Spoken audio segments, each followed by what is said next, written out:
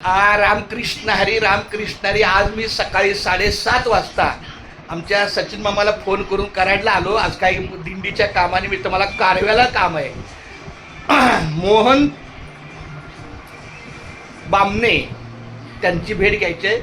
सचिन मामाला बोलवलं कराड स्टँडला.